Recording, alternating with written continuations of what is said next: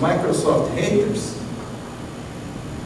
cria o efeito colateral de que quando a Microsoft faz algo realmente errado e perigoso, como o WGA, o fato não repercute. E aí ele coloca no artigo dele, Ed Watts, também do mesmo portal ZDNet, o que ele acha que a Microsoft fez de errado com o WGA. Do ponto de vista de analisar o processo de evolução da informática em que estamos hoje, para mim interessa esse item 1 da lista de 4 erros da Microsoft com o WGA, erro entre aspas, porque nós podemos ver que, na verdade, as decisões de fazer dessa forma o WGA, nesse momento, em março de 2006, pode ter sido uma decisão estratégica, e vamos analisar o que a empresa poderia ganhar com essa decisão estratégica, expondo-se a esse tipo de crítica, apesar da decisão, né, por conta da decisão. Para mim é importante verificar que aqui ela está confrontando o usuário com um dilema sobre até onde ele está disposto a aceitar abrir mão da sua segurança em troca da sua segurança como usuário, em troca da empresa ter o direito de assegurar a segurança, de proteger a segurança, proteger o seu negócio. Quanto o usuário está disposto a aceitar de contradição entre a sua segurança como cliente daquela empresa para aquele produto com a segurança do negócio da empresa.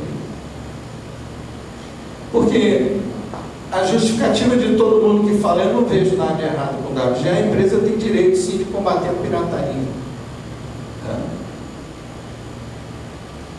É o fato, o que acontece com quem raciocina e justifica e aceita o WGA dessa forma, é um ato que coloca a segurança da empresa acima da sua segurança.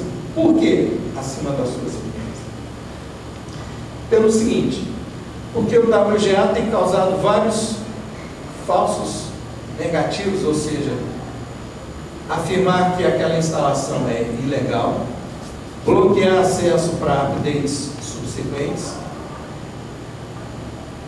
atualizações subsequentes, enquanto o usuário não comprar uma licença e entrar com o número de chave e registra no banco de dados da empresa, que é uma licença única e paga. Efeitos colaterais que vão desde o sujeito comprar um nome de marca, um hardware, um nome de marca, com um Windows embarcado, que tenha vindo com uma licença, por algum motivo, não negociada no pacote com a fornecedora, com a Microsoft, ou mesmo um cliente que compra licenças em lote e recebe aquele monte de número em adesivo e precisa ir instalando um número diferente em cada máquina e às vezes se confunde nesse processo e usa o mesmo número em mais de uma máquina. Isso pode acontecer também no controle de qualidade de um fabricante de OEM, Original Equipment Manufacturer, alguém que está vendendo um hardware novo, PC novo com Windows dentro.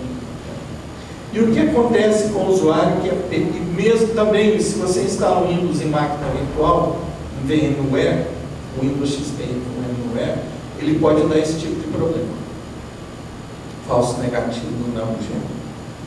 E quando o usuário é pego com falso negativo, ou pelo menos que ele acha que é falso negativo, ele pode achar que é falso negativo se ele comprou a máquina numa loja da esquina e o sujeito vendeu com o Windows já instalado, dizendo que era um Windows original, e ele vai perceber que não é quando ele roda o WGA. Numa situação dessas, ele fica refém de um jogo de empurra. Se ele vai até o fornecedor manda ele entrar em contato com a Microsoft, que ele não sabe nada daquela história do WGA negativo para aquela licença, e a Microsoft manda ele procurar o fornecedor. Muitos, para não se irritarem com esse processo, com esse jogo de empurra, para não se sentirem humilhados, sendo tratados como suspeitos de piratas, está fazendo pirataria, muitos resolvem pagar mais uma cópia de licença para limpar o seu XP.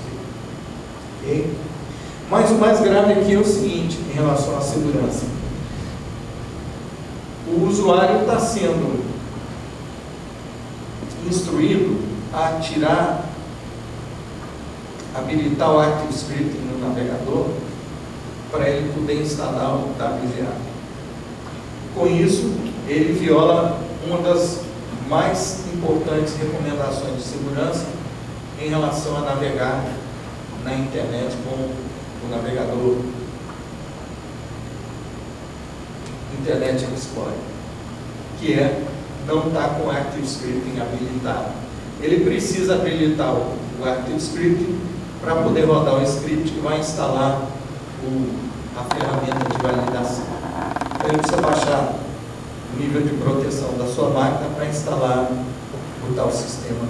E outra, uma vez instalado um sistema que monitora a sua máquina e se comunica diariamente a cada boot com o fornecedor, não está claro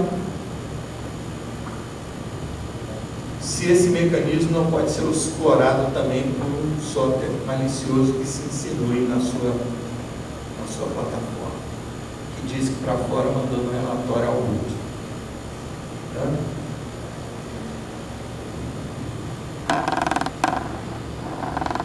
Bem, no dia 12 de junho, a editora do portal Growlaw escreveu um artigo que depois eu traduzi e adaptei para publicar em português no Brasil, onde ela fala dos problemas da licença, de que forma o usuário está sendo tratado de maneira abusiva na licença do WGA.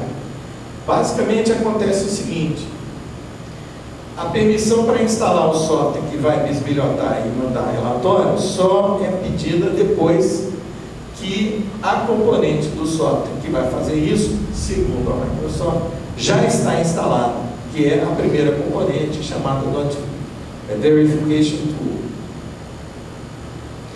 Só quando a segunda componente vai estar instalada é que a licença aparece, pedindo permissão para instalar o software. Bem, e aí a licença é ambígua sobre o objeto dela. Aquela licença é para quê? Para as duas componentes ou só para a segunda que vai ser instalada depois de você dar um OK? Bem, ao tentar colher do usuário um OK para instalar a segunda componente, vem na licença a descrição do que está sendo instalado, o que aquele software faz. Nessa descrição da funcionalidade do software, existe muita ambiguidade sobre o que faz a primeira componente e o que faz a segunda.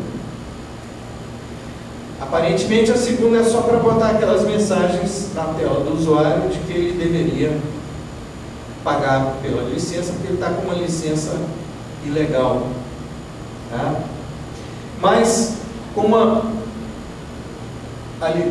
licença do XP é ilegal, como a licença do WGA não diz com que frequência a comunicação entre o software, seja a primeira componente ou a segunda, ou ambas, vai ser feita com a Microsoft, na licença está dito apenas que a primeira vai fazer isso durante a instalação do WGA e que depois vai fazer isso periodicamente, mas não dizem com que período, e nem diz que tipo de informação vai ser enviada, só diz, por exemplo, algumas informações que vão ser enviadas, mas não diz sobre, na sua totalidade, quais vão ser. E lá embaixo ela diz que não vai usar as informações enviadas para identificar o usuário, mas que ela pode reduzir